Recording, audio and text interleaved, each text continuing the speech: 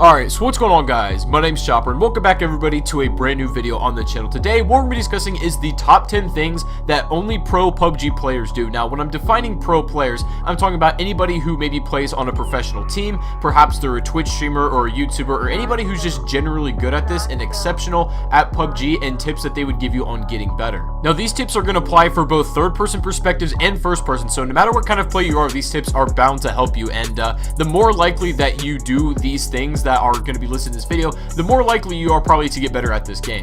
But just before we get into all that, I have something for you guys. I'm going to be giving away 4 $15 cards of whatever you want. It can be a Steam card, Xbox, iTunes, literally whatever you want, and anybody and everybody should enter it. So if you guys want to enter this giveaway, the only thing you need to do is make sure you drop a like on the video. Second thing you need to do is make sure that you are subscribed to the channel. This is a subscribers only contest. And then the final thing is, let me know in the comment section how many of these things, how many of these tips that we list in this video do you do.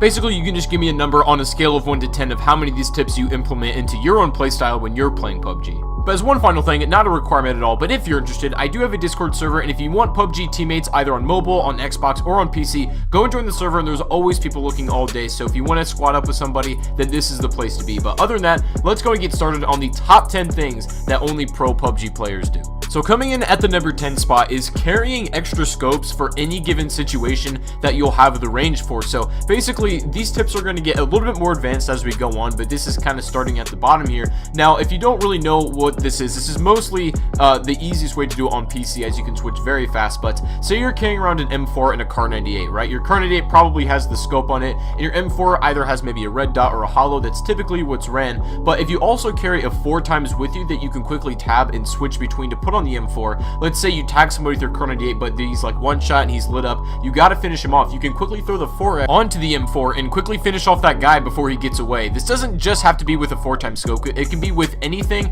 that's maybe too close to use for like a Kar 98, but a little bit too far away to use a red dot or hollow. Whenever you have that kind of range on you, you're going to be very dangerous on the field. Now coming in at the number 9 spot is a rule that is mostly followed, but there are a lot of niche situations where you could end up with more. But carrying no more than 15 bandages is ever necessary, especially when you have first aids or if you have med kits. If you don't have any of those, and yeah, I can understand maybe carrying 20 to 25, especially if you're going to med tank the zone a little bit. But other than that, if you have a decent, default regular kind of game setup where a couple first aids, a couple boosters, that kind of thing, there's really no reason to tech more than 15 bandages at any given time.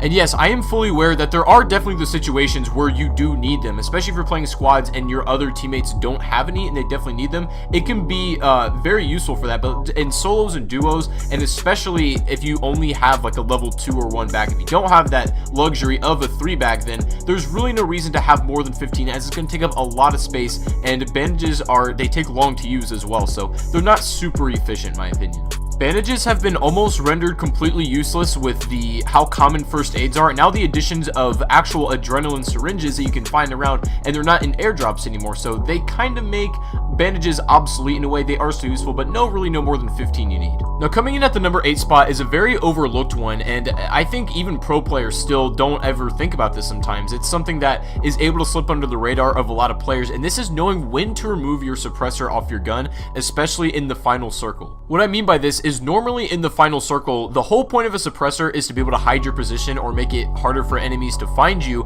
and take longer for them to locate you. But when it's in that final circle and nobody's that hard to find at all, you just need to go a few feet before spotting an enemy, then the suppressor literally doesn't matter, because it's only going to hide the sound of your shots from a couple hundred meters away. And when you're that compactly close together, the suppressor is actually useless. You'll be better off throwing on the flash hider or the compensator that you'll probably have as well. I'd recommend compensator just because it's going to be the best in actual just gunfight practicality. It's really not the biggest deal in the world to keep on your suppressor for the end of the game, but if it comes down to it and you have time to either choose between the compensator and the suppressor, and the circle is very close and like distance and sound do not matter, then always run the compensator or always run the flash hider, something like that. But when enemies are far away, you're trying to keep your cover and they're definitely a few hundred meters out in the distance, and yeah, the silencer is going to be very good for you. Now coming in at the number 7 spot is knowing what windows you can vault from and which ones you should just jump out of. Now, because there is a difference in actual amount of damage you take. In a couple of different scenarios, there are windows that are just high enough off the ground where if you vault out of them, you will take damage. But if you get on like the windowsill and then jump out and kind of just walk off, then you you won't take any damage. It's a little weird how the vaulting mechanic is currently implemented into PUBG. I think it could use a little bit of tweaking, but there are certain instances where ledges will give you damage if you vault, but not if you walk off it, and some people have been very attuned to which ones they can and can't vault from. I know it sounds like a really minor thing, but I'm not gonna lie, this can save you, and it's definitely saved me in a ton of situations, honestly. And it's definitely little tips like that really don't seem like a big deal, but are huge for better players.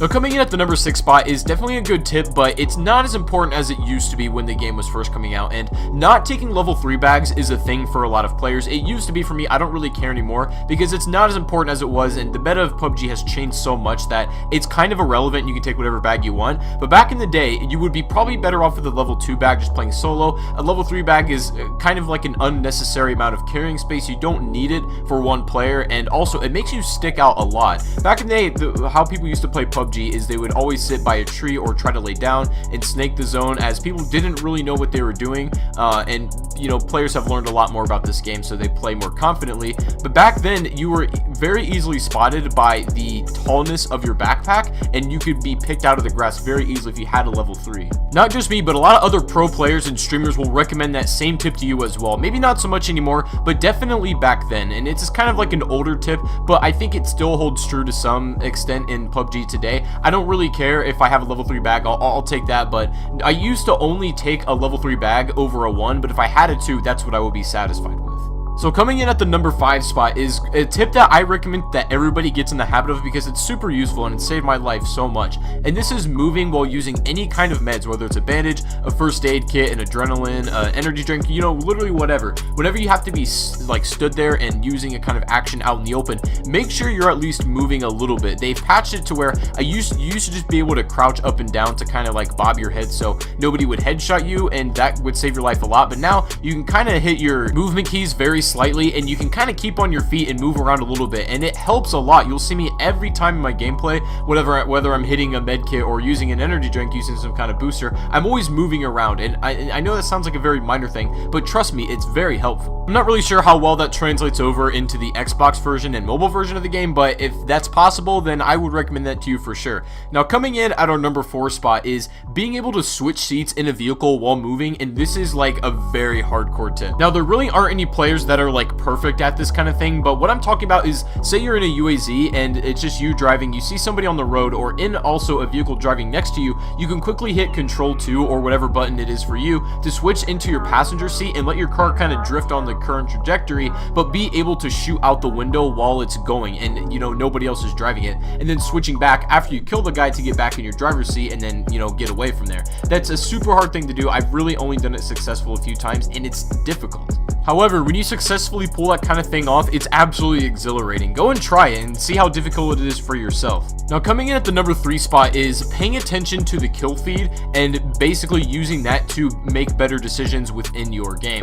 Now, the reason why this is important is especially in the final few people, maybe top 10, you can see what kind of weapons are on the battlefield, and if, you know, somebody has a standout weapon like an M24 or something like that, and he gets a kill from the hill, you know he's still alive, and you see his name. Now, you know that that spot will be covered until either he dies or he moves, so if you're paying attention to the kill feed and you know that he goes down, that spot should be clear and that should be open. It basically lets you paint a picture of the current battlefield in your mind, and if you have that going for you while the other enemies don't, you have this kind of visualization of where everybody is, you have such an edge over them. It's not like you have to be watching it from the very beginning when everybody's still alive, but I would definitely say pay attention when it's either top 20, top 10, and especially top 5. It will give you so much more success in your games, and you'll probably surprise yourself with it. Now, coming in at the number 2 spot is something that goes hand in hand with the last tip that we just discussed, and this is identifying weapons in the battlefield just by their noise. If you can do this, then you'll know where certain people are, not even by the kill feed if they don't manage to pick off anybody, but just by the sound of their weapon. Now, silence ones can be a little bit tricky sometimes, and especially determining where they are, but if you can identify guns just by the noise and with the sound of that kind of thing, you'll start to get a pretty good idea of what players you are safe to challenge right now, which ones would be good, which ones you should stay away from at the moment, and to see if anybody else makes a move on them, and you get a huge visualization of the situation that you're given. And what PUBG comes down to is just who makes the smartest and best plays, and when you have that information, you have that kind of knowledge, and the other players don't really do that, you have such an advantage over people who just don't care to learn those things. And learning these weapon sounds do take time. The only way to really get good at that is just play the game a lot. Once you have a lot of hours played, you get familiar with everything in it. But now it's time to unveil the final tip of today, and coming in at our number 1 spot, this is going to be playing your game on the lowest possible graphical settings. This is something that I get questions about all the time in my comment section of my videos. It's like, dude, why is your textures look so bad? Like, why is your game turned down very low? Now, this is the reason why you want to do this is because that is the only way to get a competitive edge visually against your enemies. When you have all of your graphics settings that low, it basically scrapes away all the extra details and stuff that the game does not necessarily need to run or play, and takes away all the extra lighting, shadows, that kind of thing, and puts it at its very most bare bones graphics. Of course, this isn't gonna look the best, right? PUBG isn't known for being a beautiful game, but if you take a player that has all their settings on like very ultra high, and you have somebody on very low settings, the chances are the low settings player is gonna see that guy miles before the one with the detailed settings ever sees the other. Now here's where the divide for some players comes in, because a lot of people care more about graphics than anything else, right? They want the game to look beautiful, and they don't want a game that sort of looks like it was developed for the PlayStation 2, you know what I'm saying?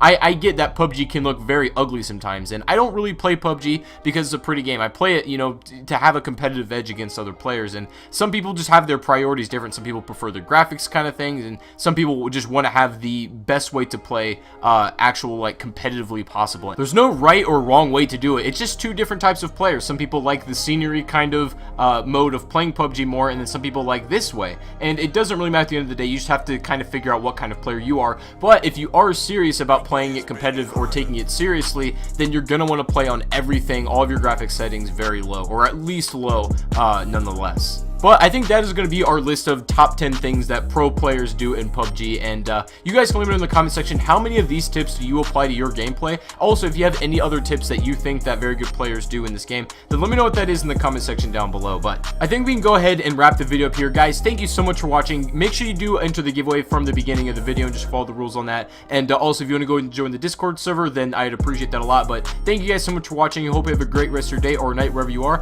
and I'll see you all on the next live stream or the next video. Thank you guys for watching, and peace out.